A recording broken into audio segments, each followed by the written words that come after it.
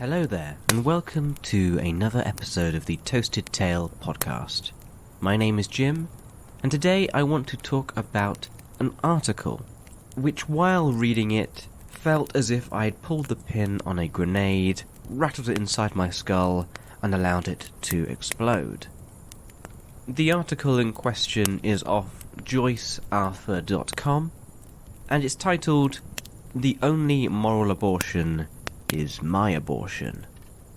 Now, I am going to put the link to this whole article in the description below, and I would highly recommend giving it a read for yourself.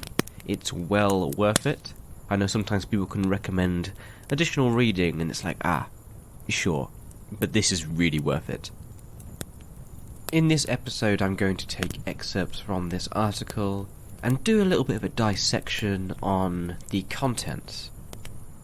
Effectively, within "The Only Moral Abortion is My Abortion," there are a number of quotes and recollections from individuals who would claim to be either pro-life or anti-choice based on how you view the issue, and their fervency on this matter range from women who picket outside abortion clinics all the way to those people who believe abortion is simply murder. What makes the stories involved in this article so interesting, however, is that they are about what happens when these ladies become pregnant themselves, decide they want to terminate their pregnancy, and then use the services provided by the abortion clinics that they wish to deny to others. Suddenly, you're in a tricky situation where you may need to visit the same abortion clinic that you yourself picketed outside. It was therefore the women themselves, or the workers in these clinics, the author of this article wanted to hear the voices of.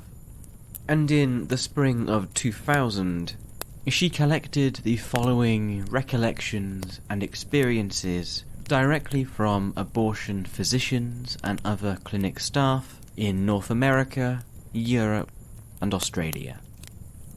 The stories are presented in the provider's own words, but the names of the women have been kept private. I'm going to read a few of these quotes as I just find them so interesting. The first I want to read is from a physician in Australia. They say, quote, "I've done several abortions on women who have regularly picketed my clinics, including a 16-year-old girl who came back to picket the day after her abortion about 3 years ago. During her whole stay at the clinic, we felt that she was not quite right, but there were no real warning bells. She insisted that the abortion was her idea and assured us that all was okay. She went through the procedure very smoothly and was discharged with no problems. A quite routine operation. Next morning, she was with her mother and several schoolmates in front of the clinic with the usual anti-posters and chants. It appears that she got the abortion she needed and still displayed the appropriate anti-views expected of her by her parents, teachers, and peers." End quote. You have to imagine the workers of that clinic spotting this 16-year-old as they went into work the next day with a wry look on their face at the utter hypocrisy of the situation.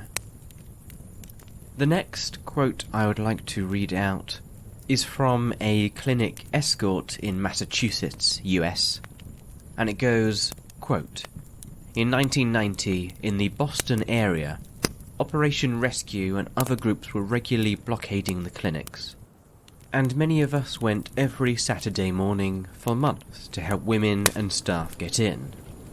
As a result, we knew many of the aunties by face. One morning, a woman who had been a regular sidewalk counsellor went into the clinic with a young woman who looked like she was 16, 17, and obviously her daughter. When the mother came out about an hour later, I had to go up and ask her if her daughter's situation had caused her to change her mind. "I don't expect you to understand my daughter's situation," she angrily replied. The following Saturday, she was back pleading with women entering the clinic not to murder their babies. End quote. Another account that truly boggles the mind, but also displays two things that I believe are really important to this sort of situation. Number one is cognitive dissonance, and the other being tribalism. Next, we head to the Netherlands, where, quote, "The sister of a Dutch bishop in Limburg once visited the abortion clinics in Beek, where I used to work in the 70s. After entering the full waiting room, she said to me, 'My dear lord, what are all those young girls doing here?' 'Same as you,' I replied. 'Dirty little dames,' she said." End quote. And I guess there isn't a bigger type of tribe to be in than some kind of organized religion that is against a certain idea or action. In this case, abortion. The prospect of abandoning all you believe in and care about, the organization you are a part of, just because you get pregnant and don't want to carry your child to term, may be a crossing too far for many individuals, regardless of the hypocrisy. In Washington state this time, from another physician, quote, "We have anti-choice women in for abortions all the time. Many of them are just naive and ignorant until they find themselves with an unwanted pregnancy. Many of them are not malicious. They just haven't given it the proper amount of thought until it completely affects them. They can be judgmental about their friends, family, and other women. Then suddenly they become pregnant. Suddenly they see the truth. That it should not only be their own choice. Unfortunately, many also think that somehow they are different than everyone else, and they deserve to have an abortion, which no one else does." End quote. When I initially read this article, the idea of cognitive dissonance smacked me right in the face and was clawing for attention as I continued to read.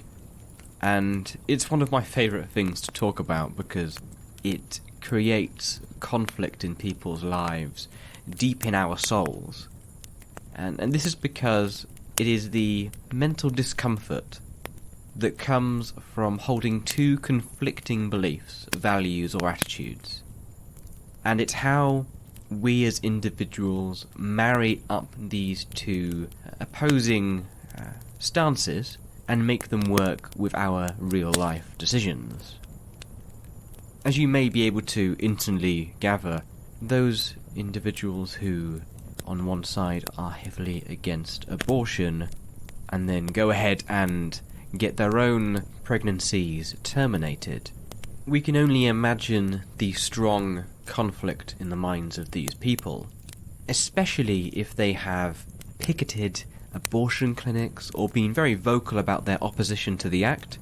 In that case, there will be people, your tribe around you, who you don't want to disappoint or be excluded from. The author of the article makes the point very clear that many anti-choice women are convinced that their need for an abortion is unique, and that it's not like those other women. Even though it's very clear from the quotes we've got from practitioners that oftentimes the reasons they have their abortions are for the exact same reasons as everyone else's. It's interesting to read that anti-choice women often want different treatment from others, in order maybe in their minds to create separation from themselves and these immoral and sinful women. Oftentimes demanding the abortion immediately, or wanting to skip important preliminaries such as taking a history or waiting for blood test results. Frequently, apparently anti-abortion women will refuse counselling, some insisting on sneaking in the back door and hiding in a room away from other patients. They often refuse to sit in the waiting room with women that they would call sluts or trash. Or they may get angry when other patients in the waiting room laugh or talk, as in their mind this is proving to them that those women get abortions casually or for convenience. A lot of these behaviours from an outside perspective feel like mental gymnastics, trying to balance that cognitive dissonance and ensure that these people can maintain their upstanding and moral character while still taking advantage of this service they feel they need. 2 more quotes now that I find really impactful. The first from Louisiana and a clinic administrator, where she says, quote, "When a patient comes in with my favourite sentiment, the only moral abortion is my abortion, I try to expand her understanding that a few more of us have had and deserve a moral abortion. When a woman expands her need for care beyond herself, you no longer have an auntie." End quote. And this time, from a counsellor in New York, quote, "Sometimes I say to patients who have had that, I have no choice, I know I regret it, just do it to me attitude. You may not care, but we do. We only do abortions on women who want our services. We will not knowingly contribute to any possible trauma of any woman." They seem surprised that we care how we do our work, but they also accept it. End quote. I truly believe that there is nothing wrong with different people having differing opinions. But I think what really gets under people's skin is where someone says one thing and then does another. It is hypocritical. And even worse when they are so adamant about forcing an opinion down your throat, and in turn taking the position of the moral authority and trying to achieve acceptance in a certain group. It feels particularly rotten, therefore, when we learn these rules they were so adamant about shouting about only apply to other people and not them. The reasons and stories we tell ourselves about what we really care about to ensure that cognitive dissonance doesn't rack our brain are fascinating and affect us all. In this instance, in the article "The Only Moral Abortion is My Abortion," the examples and accounts of those involved in this industry make it a body of writing you won't want to miss. Thank you so much for tuning into today's episode of the Toasted Tale podcast. I found this subject incredibly interesting, and the relevancy in regard to the stories we tell ourselves about the decisions we make in life can be impactful for everyone listening. Once again, please do consider reading the full article on Joyce Arthur's page.